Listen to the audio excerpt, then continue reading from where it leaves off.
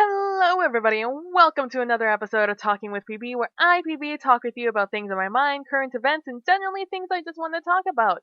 And I want to welcome you guys to Talking with PB in 2015.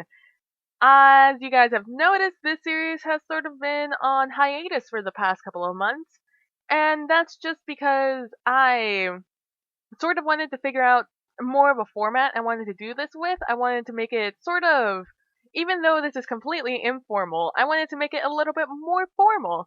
And to do so, I had to, put a little bit of thought as to, my intros and outros and making those more solid and sort of what I wanted to accomplish with this series. And I feel like I figured most of it out. I've recorded several Talking with PBs actually, but they're sort of more practice ones. Practice ones in which I didn't make you guys suffer through my rambling. And however, through that practice, I have found that I have become at least a little bit more. I found a little bit more cohesion, I guess, is the way of putting it. I mean, I still ramble, I still go on tangents, I still do all of that, but it wouldn't be Talking with PB if and none of those were included any of my real life friends. And even if you guys ever have a conversation with me, you will find that I go off on tangents like nobody's business unless I am talking professionally.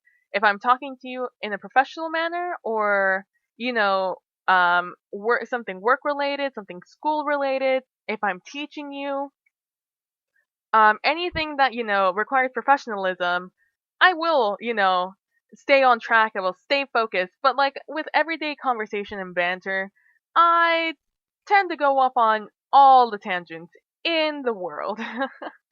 And it's just the nature of how I talk. I just get distracted very easily, and as you know, I if I can deal with it, guys, I feel like other people can too. Because that's just sort of how my mind works. My mind is very quick. My mind goes from one thing to another. If you want to imagine it, you can imagine it like the golden snitch in Quidditch. It sort of moves like that, where it'll be going one direction, and all of a sudden it'll be like, and to the right, and down, and just zoom off, and or like Doug from Up, who's like squirrel, sort of like that. That's my brain. It's like I'll be thinking of something, and then it'll trigger another memory or something, and I'll start thinking about that, and then it's just one thing to another to another to another. Anyways, so yes, I went on hiatus for that reason. For the reason being, I wanted to sort of figure out more of a format for Talking with PB, and also now when I say format, I'm not talking about I'm gonna have a list of topics I want to talk about, although I do have a list of topics, but that's just because I need something to talk about when I don't have anything to talk about. And man, I don't even need a list. I have like an entire folder full of Talking with PBs with titles that tell me what I talked about. And that's enough, for a very long time. But the other reason is because I didn't have a reliable internet connection. Now I have internet. Like I can watch things, I could read things, I could do very basic things on the internet at home. But my upload speed is abysmal. My download speed is abysmal also. I think if I'm lucky, I get like 100, maybe like 200 kilobytes. What is that? 2 megabytes? 2 megs up? No, down, and up I probably get like point 0.2, maybe? I don't know. I haven't really tested it in a very long time. I it's terrible. And that's just because there's a monopoly in my area, and we have a monopoly with Comcast, I believe it is. Or maybe Xfinity, or maybe they're the exact same thing. I don't know. All I know is that there's a monopoly in my area, and we only have access to one internet service, and therefore it is abysmal. Extremely unfortunate, but what are you gonna do? People are greedy, and with greed comes very big heads. Anyways, also, I'm recording this after spending a long time trying to figure out what was wrong with my audio settings. So, I've told you guys I have the Razer it's like Carchirius, car something. I don't know. It's one of if you see the word, you'll know exactly what I'm talking about. I have that Razer headset and I love it. I love the surround sound pro and everything. The only thing that's, just a little bad about it is sometimes I get a lot of static in my headset, and sometimes oh, and the microphone is really low. So I have to do a lot of playing around with my settings to try and get it to have a microphone boost that doesn't sound terrible. Now I had found this, good, really nice, um what is the word? Not nirvana. Balance. This nice balance that let me move this out of the way. All right. I found actually no, I need to see this because my parents are out of the house. I'm talking about my phone. um, let's see. What was I saying? I had found a nice balance of all my settings, and I had really nice microphone level where you could clearly hear me, and no real noise in the background was happening. Now, I think it's advanced system care.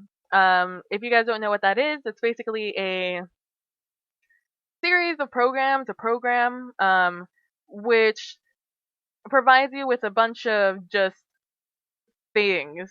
And that's not very descriptive. What it does is it provides you with like a malware protection, malware, fighter, a performance monitor, a drive booster, which basically every time you run it, it checks if all your drivers in your computer are up to date, and it also it also does the restore point and all of that. It also has an uninstaller for those pesky programs that never want to be uninstalled in a easy manner. It also has a smart defrag. It has a let's see, what else does it have? Trying to look at the things I have. It has a defrag. It has a drive booster. It has a whole bunch of things, and they're all free. Obviously, you can buy the pro version and get so many more features, but I don't need that in my life. Really, all I need is something to check the drive, my drive if all my drivers are up to date, all in one, because that is just a tedious task, and sometimes you don't realize what things actually need to be updated on your computer until you run one of these programs and it's like, this is a program you've never heard of, but once you update it, your computer will run like 20 times better. And you're like, wow, I wish there was some sort of manual that told me, hey, these are the things you need to update, rather than getting a stupid Windows 64 based system, you know, system security update that's like 200 megabytes large for Microsoft every other day. I'm just a little bitter. Just a little bitter. No, it is really aggravating though that Windows is constantly, updating your computer and giving you all these things, and yet it does not update you or, let you know that these drivers that they put on the computer need to be updated. Little frustrating, but whatever. I have the program now, and my system runs a lot faster. It also has like a turbo boost, which I rarely use, because I don't really truly I haven't really looked into it enough to be able to feel comfortable using it. But what it does is it turns off all the processes you don't need, so you can have like a gaming turbo boost where if all you want to do on your computer for that moment is game, you can turn off, all these other pesky programs and processes that you don't necessarily need at that moment, and it'll turn them off or like put them on idle, and give you a performance boost that way. And yeah, and it's pretty cool. I mean, I also have malware. Um, what is it? Malware antivirus, whatever it's called. I also have that one, which I run every once in a while and stuff like that. And it scans your computer. It makes sure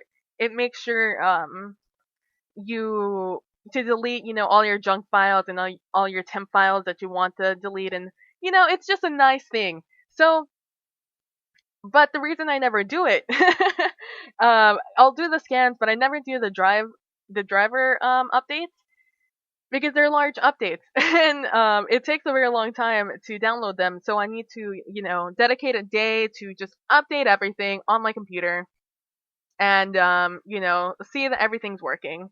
And finally, there were enough things that needed to be updated that I was just like, fine, I'm gonna dedicate today to updating all my drivers. And I did it at school actually, so it didn't take me that long. But I updated a whole bunch of things, including my wireless um what is it? Wireless router? Wireless, I don't know, the wireless adapter, is that what it's called? I can't remember. Also updated that, which was nice. But I also updated, well, there were a couple of things that went wrong. Like a bunch of things went wrong without me really thinking about it. I updated Realtek audio system or whatever it's called. Realtek, I don't know. I guess I could look it up. Well, it's just Realtek actually. Realtek HD Audio Manager is the official name on your computer, and I updated that, and I like to keep that updated because I like it. I like the extra little things it provides you, even though I have Razer Surround Sound Pro. And God, is that really nice? It makes everything sound so much better. I used my regular earphones at school the other day without the Surround Sound Pro, and man, does everything sound terrible. I don't think I could ever go back to that. But you get that for free when you buy Razer headphones. They also very, I don't know how often they do it. I know they did it for, I think, Christmas. They gave out Razer Surround Sound Pro for free if you like did a survey or something for them. I don't know. It was really nice. I recommended it for anyone who was looking for it, and I recommend it to everyone. It's a really nice program, especially if you don't have another one already. Anyways, so I updated that, and it didn't occur to me that because I have, like I said, I have to do a lot of settings to get my microphone to sound the way it sounds. Um, and one of the things I have to do is in Realtek, you have the option of separating your recording inputs. And I remember doing this, and I remembered it once I had to do it again, but it reset reset to factory settings or the default, and therefore separating all my inputs was not default. So it did not separate them, and therefore it defaulted to my computer's microphone. But for some reason, I could still record through my microphone. But due to just the nature of it all, it sounded terrible. So I actually recorded two things. I recorded my MHC video, which if you guys watch that, it'll be the one that had no audio and only had music in the background because the audio was terrible. I even tried to overdub it, but I didn't notice that my microphone, again on Audacity, was not configured to what is called microphone in front panel, in parentheses black. That's my microphone, and that's what it needs to say to record on this microphone. And unfortunately, it was on like primary sound card or whatever, and it did not sound good. And so yeah, and then I also recorded a Let's Create episode, but along it was the same story. I didn't check my audio beforehand, and because I was in limited time, I was in a rush to record everything and to render everything while I was asleep, and because of that, the audio was terrible. But I've since then, checked everything, and everything is, more or less fine. I think I have everything exactly how I wanted it. I think I have it all now. Um, I will probably still have to do a little bit of, playing around with stuff and things, but I have learned my lesson, and I will always run Audacity as my secondary audio, as my backup audio. It's not going to cost me anything to run it at the same time, and I know how my sound waves are supposed to look when my microphone is working correctly. I know how all the settings are supposed to look because I use Audacity for all my talking with PBs, and like I've said, I've recorded a lot of talking with PBs that were for practice, and I know exactly how everything is supposed to look like. So I've learned my lesson, and I will always run Audacity on my second screen. And now I'll finally have a timer running on the side, because if you guys don't use Audacity, it has a sort of timeline.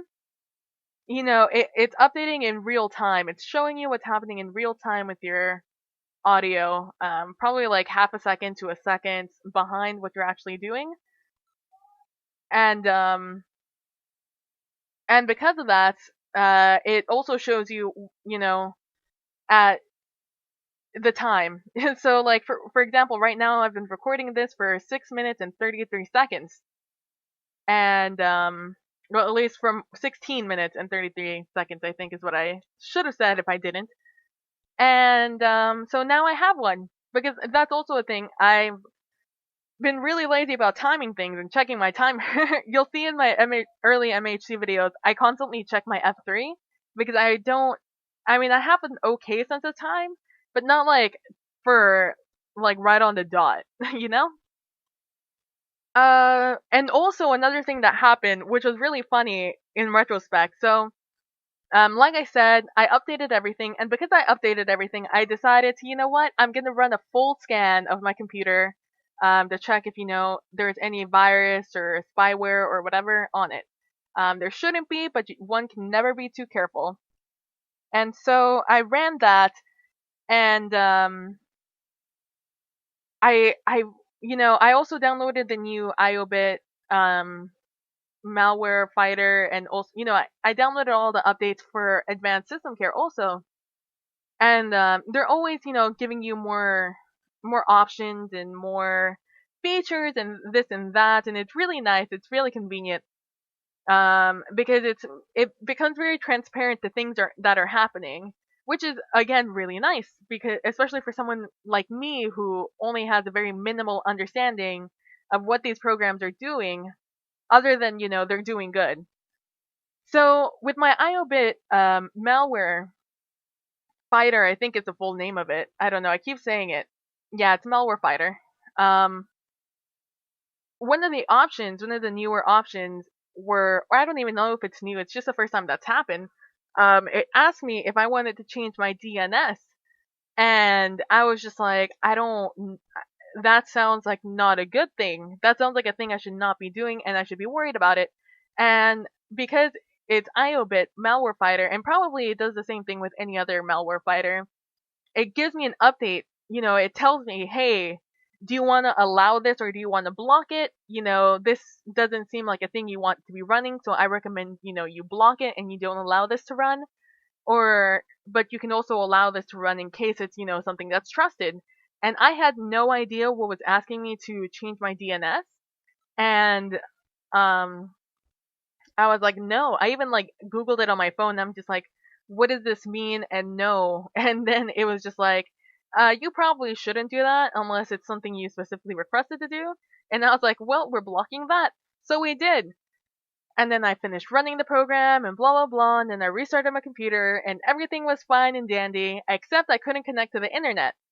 Now, this usually isn't a problem, because like I said, I have very shitty internet, so every once in a while, I can't connect to my internet. And, I gave it some time. I was just like, I guess things are running really poorly at the moment, so I'll give it to the next day. So I went that night without, internet. and which was fine because I didn't have anything to update, except I knew Dota was getting a major update. Although not the major update, it was a major update. Anyway, so the next day came around and I went to school and I still didn't have internet, but I was running, you know, a-okay at school. Everything was running fine. I was using the wireless. I could use the Ethernet. Everything was cool. But the moment I came home, nothing would work. And so, I did the troubleshooting on my computer. I, did all the usual tricks I usually do to reconnect, and I had no idea what was wrong. And I literally had no clue what was wrong. I kept, resetting everything. I kept restarting things. I was messing with, different settings and nothing would work. And so, that day came and went. And that was actually my, the day my episode came out was the day that it all went to, it all went bottoms up. And so then the next day is the day I'm talking about. So I'm talking about Friday. And so Saturday, yesterday, I got sick and tired. I was like, what is even happening? Like, I'm done waiting to see if everything's worked out. So I'm on my phone. I'm, checking, more obscure things. And one of the things that it tells you to do is one of the what are they called, articles talks about running a command and to restart something. And I recently just did this with one of my DLLs because I have a problem with com surrogate. My com surrogate constantly does not want to work. It actually crashes the program it's supposed to run. So I recently did that with com surrogate to try and get it to work. And although it still doesn't work.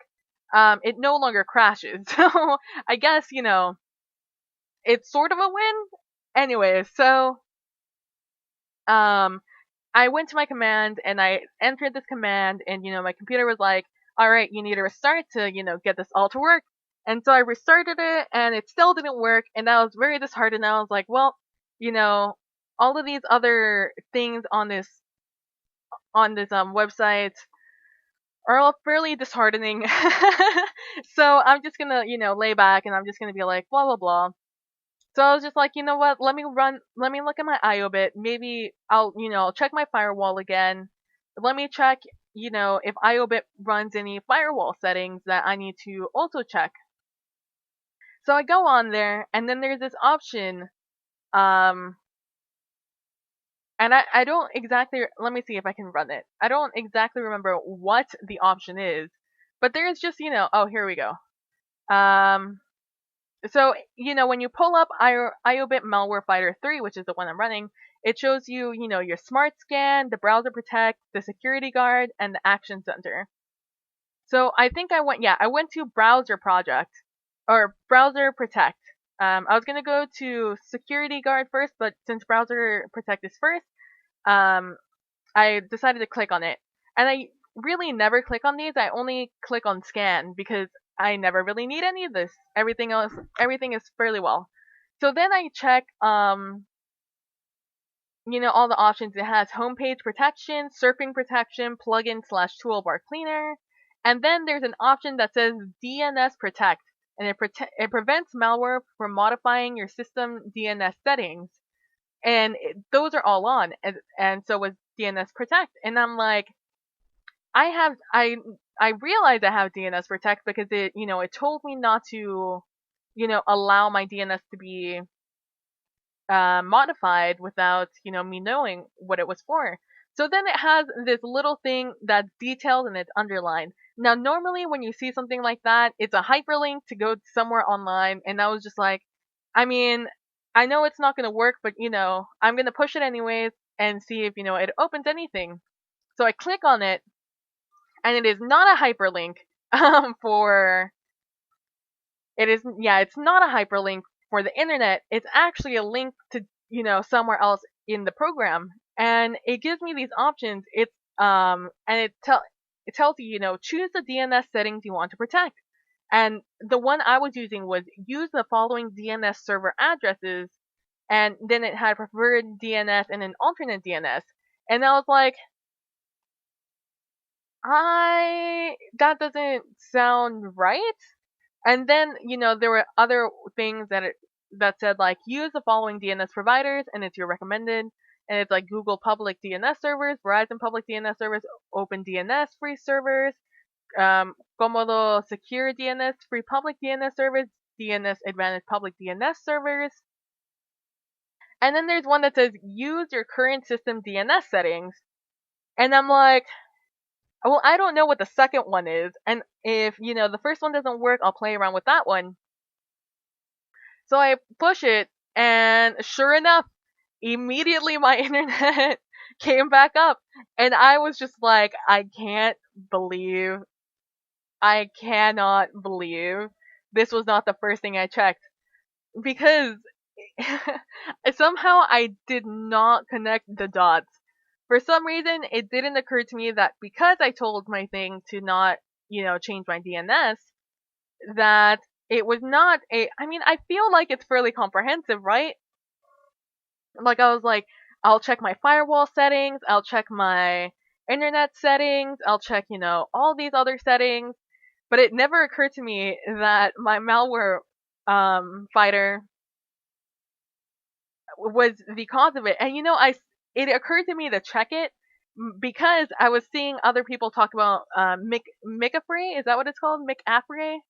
And all their other, antivirus programs, causing them issues with updating and stuff like that. And I'm just like, it never occurred to me until, it was literally the last thing I was going to do. Literally, the last thing I was going to do was check that, and then I was going to give up and just, accept my life being internetless on my laptop. But it all worked out in the end because just on the off chance, I saw DNS and I clicked on details and bam. So that was my weekend in a nutshell. My weekend was troubleshooting all the issues I didn't realize were going to be issues until things stopped working. And, sometimes you gotta live and learn. And so the first thing I immediately did was download the Dota 2 update, which is 302 megs, so that took me like 30 minutes. But yeah. So if I replied to any of your comments late, that was why. Because I have a BlackBerry Curve 8900, and if you guys don't know what that phone is, I guess I could look it up for you guys when it came out.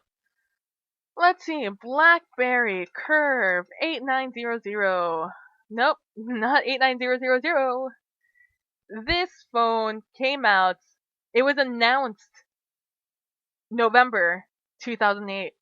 I probably got it in 2009, if not 2008. It was fairly new when it came out because I was planning on getting a different BlackBerry, but then I saw this BlackBerry, and it was fairly new. And at the time, I had I still have T-Mobile. I still use T-Mobile. And it's discontinued now. That's sad. It is also, fun fact, it is also the last BlackBerry to have the little scrolly bar, the little scrolly ball. Because I had a friend get a BlackBerry after me, and it was the 9000, and I think the 9000 was the first one to come out with sort of a sensor pad. I don't really know how to describe it. It's not a ball anymore. And yeah, so I've had the same phone. Actually, this is the second phone I have, so I probably got this one in 2009. I probably got my first one in 2008, but I sent it back in and I got a new one. So I got that one probably in 2009. So I've had this phone since 2009, and it had like a half a year break. But then I got another BlackBerry. I got the BlackBerry Bold. I got a Bold. I don't really know what number it is. Is that? Nope, the box is not facing me towards the number. But I got a Bold, and it was nice. I really liked it. It was, very sleek. I lamented the fact it no longer had the little trackball, but I would deal with the sensor ball, the little sensor pad. It had a nice keyboard and everything. I mean, I still like my 8900 a little bit more, but I took it to school, and I took both of them to school just in case one stopped working. And sure enough, like half a year into owning this new phone, it stopped working. I think like the screen internally cracked because like my actual screen, like the glass screen, is perfectly okay, but like I tried pushing it and working it, and nothing.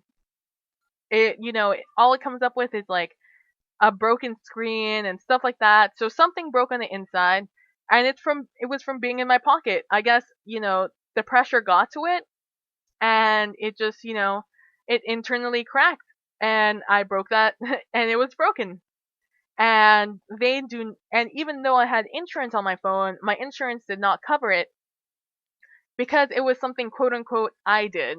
So it was quote unquote my fault. It was not a manufacturer's error, which I think is a manufacturer's error because I own my BlackBerry freaking 8900 Curve, and I still have, and I put it in the same pockets, and it's been under the same duress, if not more, over the years. I've dropped it 1,005,000 times, and it still works like a charm. I mean, it works a little slow because obviously you can't like clean the memory out like you can the computer. But considering how old it is, well, how old is it? It's 2009, right? So it's what, 6 years old? Oh my god. This phone is about to be 6 years old, and it still runs like a charm. Like, I'm still using it, and I can't get a new phone because I can't afford it. So, I like it. I really, really enjoy it, even though it's unlocked. I wonder if I can find.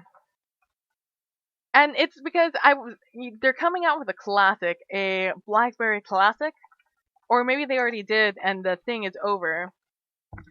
But I really, oh no, no, it still has not come out, and I really, really, really want to get it because it goes back again to the classic. Um, and I don't know, I really like BlackBerry. I really, really enjoy BlackBerry, and I think the reason I like it the most is because it doesn't have all that. It doesn't have all the distractions that,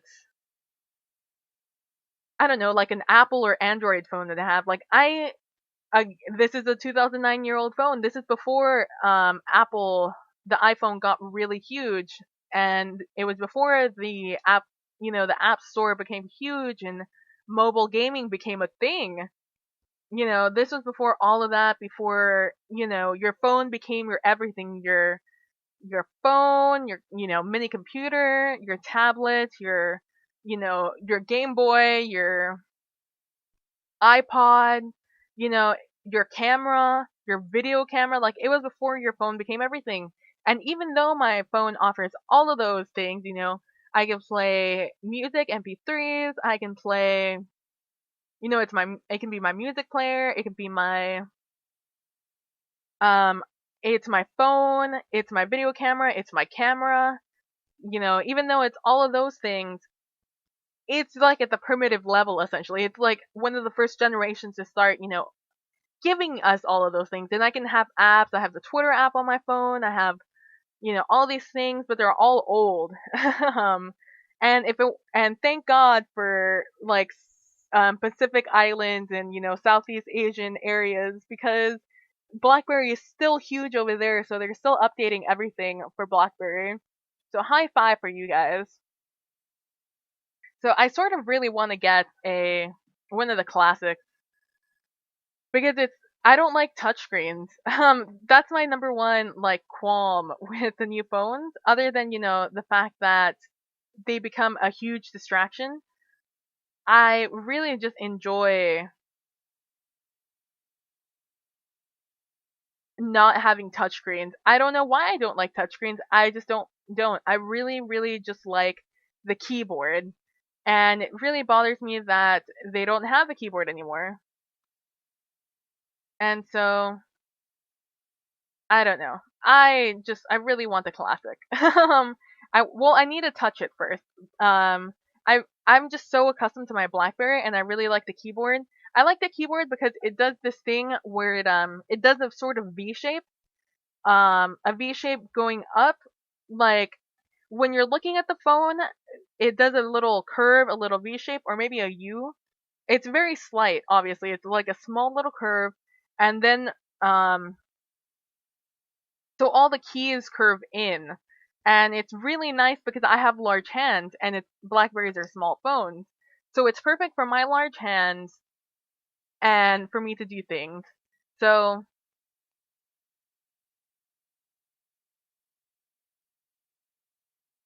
ooh, ooh, how much do these cost? I really, oh my god, that hurts my soul. I really dislike how much phones cost, but what you gonna do when they come for you, bad boys, bad boys? Also, I was really excited to have T-Mobile get the iPhone. I think they got it my freshman year of college, so like 4 years ago now. But I just don't. I'm not a big fan. I'm not a big fan of touchscreens and like how distracted I'm gonna get. Like I get distracted when my friends have it. And I know like all my friends I think have the Samsung Galaxy Note, and I'm just so not down. And they're all like, no down, no. I think my biggest issue really is just the keyboard. I just don't like the fact that they don't have a keyboard. I don't know. I also have an issue that T-Mobile no longer does their thing where you can get like a phone for free because they don't have whatchamacallit, they don't have if you guys didn't know, T-Mobile no longer has like contracts. They don't have like the 2 year contracts. They do a month by month contract. So they no longer give you, the incentive with a phone, which is a bummer because they stopped doing that right before I got my 2 year contract ended again. I was very bummed out because you have to pay for your phone on a monthly basis now. And obviously, if you cancel your service, it's, that your remaining balance on your phone is going to become due. Like you're going to have to pay for it. So, whatever. I really enjoy T-Mobile. T-Mobile works very well in my area. So, I really wish I'm just so sad BlackBerry isn't doing well as a company. I think it's oh man, I don't know what it stands for. I know it's a RIM process. It is, I guess it's just research in motion. Uh oh, which is now BlackBerry Limited. That's how old my phone is. It still tells me RIM, which was Research in Motion Limited. But now it is BlackBerry Limited. I wonder when they change that. Um they're just not doing well. I'm so sad about it cuz I love them so much. They just make quality phones. Like, and they're all down. They're down like billions of dollars. It makes me so sad because I really love everything about their phones. And it makes me sad because their phones are just good quality. Like I told you guys, I've had the same phone for 6 years and it's still fine. The reason I had to give back my first one is because it got water damage and I dropped it in water. And because it was still under warranty, I got a new one practically for free. I say practically. My mom still had to probably pay a little bit, but it was mostly fine. Like I said, I haven't had a new phone in a very long time, and I've only had BlackBerry. Let me tell you my phone history before we get off. I think I still have my old phone. Let me let me do this. Let me untangle my cord so I can walk around my room. Let's see if I still have this phone. It was a flip phone, my first phone. Let's see. Aha, I still do. And it's totally messed up, guys. Let me take a picture of it right now, real time. Let me take a picture of it so I can put it in. It still works, guys. It still works. Let me get a white piece of paper to put it behind. Or this envelope, that works also.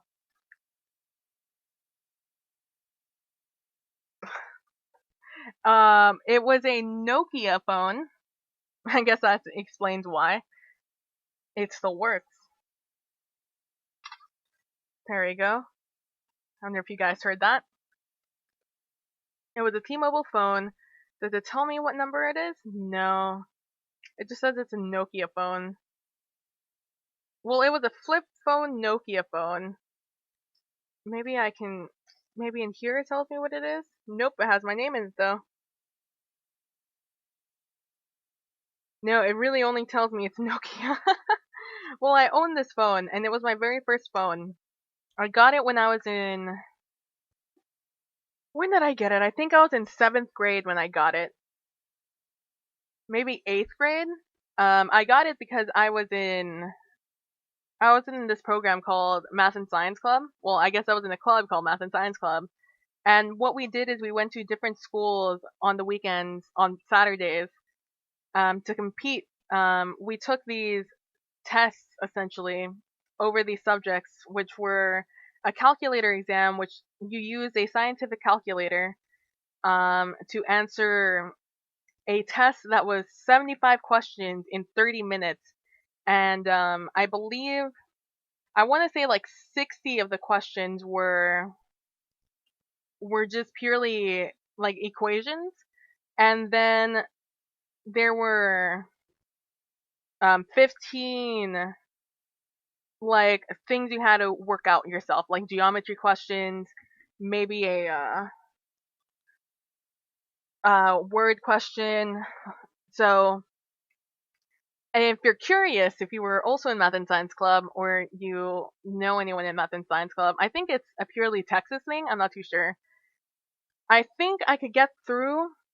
I think my top time to get through the equations were, I think the fastest I ever got through it was 14 minutes, maybe even 13, on a really easy exam. I don't know. My max had to have been like 21, which left me between 15 to 10 to 15 minutes to do all the geometry questions. And my average was about 250. I don't think I ever got to 300. And I think 300 was the perfect. I think 300 was you got all of them right. Because I didn't answer a lot of the geometry questions because I was only in it in 7th grade, 8th grade, and 9th grade. 9th grade was the last year I tried it. But I didn't stick with it because I was in math and science. If you're curious as to what this math was, I wish I still had like a test near me or on me. I probably do somewhere. I have so many. I had so many practice exams all the time. I use the calculator of choice was oh god, I still have them. I actually own 2 of them. It was an HP 33S scientific calculator. That was the calculator we used, and I still own 2 of them. I think only one of them works now. Oh boy. And the types of questions we would have would range from like plus or minus questions, like 128,000 plus 4,500, or minus or divide, to what is the cube root of the log of an inverted 1 over 2.93 times 10 to the power of, I don't know, 93.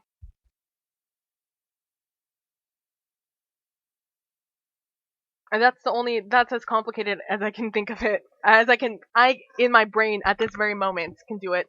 And obviously I had no idea what any of that meant in 7th and 8th grade, but I could do it. I could 100% do it on my on my calculator, no problem. It was the more comprehensive geometry questions I had issues with. And like I said, some of them were really easy, sine, cosine, tangent, find the inverse of those, or, just a sine, tangent, blah, blah, blah. Some of them were a little bit more complicated. Some of them were like the radii of a circle, of a sphere, of find the missing length of this pyramid. If find x if this is x divided by y, and this is 2.6 times 10 to the power of 3. They got really real intense real fast. So I didn't really answer them all the time. And I only once, and I think it was 8th grade, I qualified for state with a 283, I think was what I qualified with. Don't quote me on that though. I didn't do really well. That was a really fucking hard test that they made us take in 8th grade at state. But it was fun. It was cool. It was a fun time. Let's see, what else? What was my point? Why did I get there? Oh, that's why I got my phone, because we would leave really early in the morning between 4 a.m. and 6 a.m. to get to the school by 8 a.m., which was all in the greater area of where I live, including surrounding towns and on the outskirts of my town. So it would take us a couple of hours to get some places sometimes, and we'd stop, we'd get to eat. Then we'd get there. Oh, there was a calculator exam, which is the one I took. There was number sense, which was I think 50, maybe it was more. It might have been only 50 though. It could have been more. Easily could have been more. It was a 50 question test, which was all done in 10 minutes. It was a 10-minute exam, 50 questions, and it was all in your brain place. No calculators were allowed, and you could not write on the piece of paper they provided. You could have an extra piece of paper that you can write on to do all of that, but you had to do it all in your brain essentially, because again, 50 questions, you had to do 5 in per minute, and they got increasingly more difficult. Like, it started off really simple, what is 10 times like 400 or something like that, or like divide, multiplication. It was fairly simple. And then, they started throwing in like scientific notation in there. Then they started throwing in like exponents. Then they, started doing the roots and the cube roots of things. Then they started throwing in x's, and then you had to find the logs of things. You had to find the sine, cosine, and tangents of things. You had to find the inverse. You had to do matrices. It just got real hard real fast. If you could do like if you could finish that page, like, you probably done. You were already in the top 10 of us all. I think I was terrible at it. Like, math comprehension was very difficult for me at that age. Like, I didn't even learn to give you a little bit of context, where I was in school in math. I took algebra in 8th grade. 8th grade was the first year I took algebra 1, which was find x. If 4 plus x equals 9 plus 10, what is x? Stuff like that. That's where I was in school with algebra, and I was, being asked to find the log. Well, we were all being asked to find the log of this all. Fairly complicated. And then there was a math test, which was just a whole bunch of equations, but you were allowed to use your calculator. So it was it was more of word problems than anything else. Then there was also the science test, which I also never did well in. I think that was like another 75, 60 or 75 questions. Um, of just science questions, ranging from what is the name of this animal to where do you find this endangered anthropod called, whose name of origin is gibberish Latin. It got real obscure real fast on that one, and it also asked like physics questions and that, I don't know. Things got real weird real fast with some of those. I only took the calculator one because that was the only one I did well in. They tried to get us in high school and middle school to do them all, to take them all, and that was rough. It was rough. But you could leave when you were done for most of them. Anyways, I've rambled way longer. These are not going to be this long, I swear. Let's see. As for a question of the day, I'm still going to do questions of the day, and I would still love for you guys to answer down below. I really enjoy reading your comments and replying to you guys. So, my question of the day is, what was your first phone? I told you guys my phone was a flip phone. Let's see if I can find what it was called. Flip phone, Nokia, T-Mobile. If I could find it, oh, I found it. Oh, what are you called? I think I've mastered Googling. It was the Nokia 6101. Let me give you a little bit of the features that mobile tracker is telling me. It had Edge high speed data, which since they just recently had just launched Edge T-Mobile. It had a VGA camera, which they misspelled on here, typo. They wrote camera. It had speakerphone. It had FM radio, which I used to great effect. And wait for it, guys. This is the clinger here. This is the good one. It had 128 by 160 pixel color display. Holy crap, guys! Holy crap! Just I know you had to sit down for that one. 128 by 160 pixel color display. Shameful display. Yeah, I had a Nokia 6101. That was my very first phone, and I needed it. I guess I never finished telling you guys. Because we would come back between 4 and 6, and the time written on our permission slip was not always the time we got back. A lot of the times it was a lot earlier than was said there. So I would tell my mom like, we're gonna get here at 6, and we would get there at like 5:30 or like 5. So I would have to, our teachers would have to, or supervisor, chaperone, teacher person would have to sit there with us for like an hour. Sometimes they would just leave us there. Because it's a long time to just wait there. And so my mom finally just got me a phone so we can communicate to each other when I was getting back. Because it was a huge issue. It became a huge issue after a while. Because again, these competitions were every week. They were weekly. So, or like every other week. But often enough that it became a real problem.